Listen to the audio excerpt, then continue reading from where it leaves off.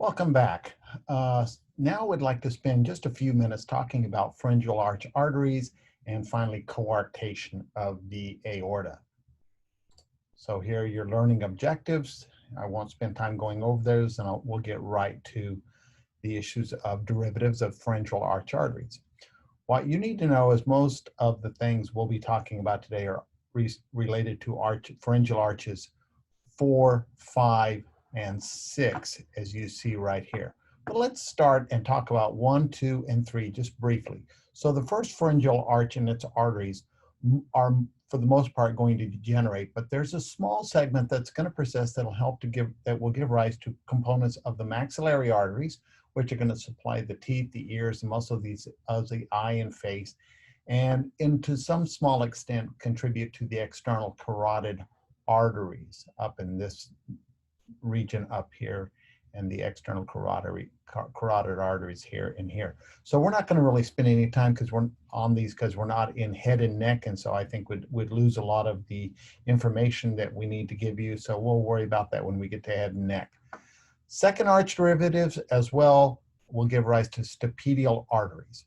The third arch derivatives, which we want to pay attention to, as you see here in red, these are third pharyngeal arch arteries. Those are going to form the proximal portion of the common carotid arteries, okay? So form the proximal portion of the common carotid arteries that are going to supply the head, and the distal part of the dorsal aorta, okay? So you can see that bright red in there as well. So it'll give right to a very distal part of the dorsal aorta, and then it will form also the internal carotid. So a little bit of maybe a touch on subclavian, a little bit of the common carotid, or all of the common carotid, and then internal carotid coming from arch 3. From arch 4, which you see here and here in this nice pink color, magenta color, it's going to get important. It's going to give rise to a small portion, as you see here and here, of the arch of the aorta. That's really particularly the left aspect of the arch of the aorta. And so that's going to be most of what we need to know about arch 4. Arch 5, as you see right here, is going to degenerate on both the right and the left side. So we're not going to have any real components coming from arch 5 derivatives. Now, arch 6 derivatives, you see here and here, arch 6 derivatives, which are right there in that light pink, are going to give rise to components of the right and the left pulmonary arteries, even part of the pulmonary trunk, and then this little connection up here to the arch of the aorta, which we call the ductus arteriosus.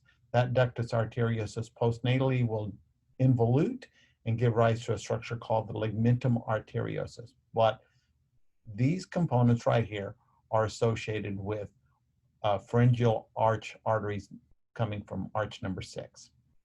All right, arch number 6 is also important, okay, in that as with this transformation of the 6th pharyngeal aortic arches, explains the different courses of the recurrent laryngeal nerves. So here on this right-hand side, you can see the left vagus and the right vagus. You can see pharyngeal arch arteries from 4, 5, and 6. And as you watch the right vagus coming down here, it has a branch coming off of it that's the right recurrent laryngeal nerves, which goes to the larynx and helps with vocalization. And on the left side, you have that same left recurrent laryngeal nerve. But as we look at development of the 6th arch, the 6th arch on the right side, for the most part, degenerates. And what happens?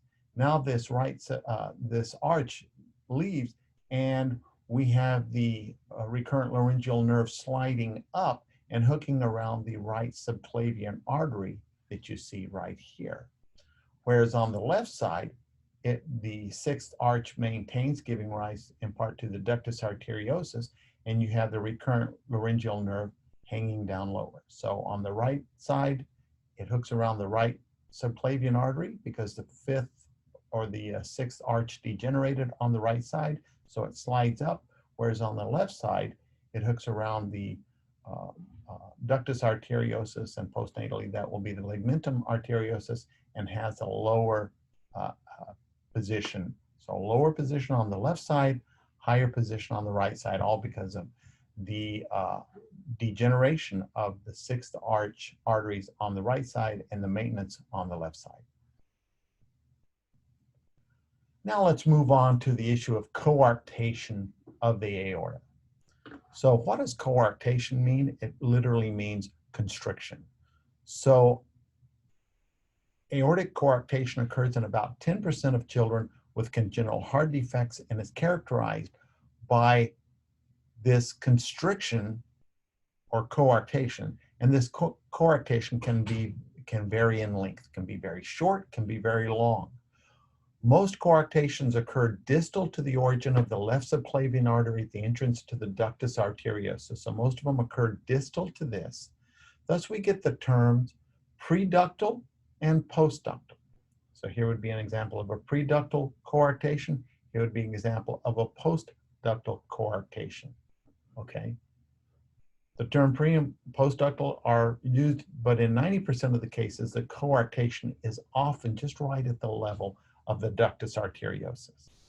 So here you can see a preductal coarctation with a very long and extensive coarctation. Here you see the ductus arteriosus, same in this one, but we see a short coarctation, or a very small region that is constricted.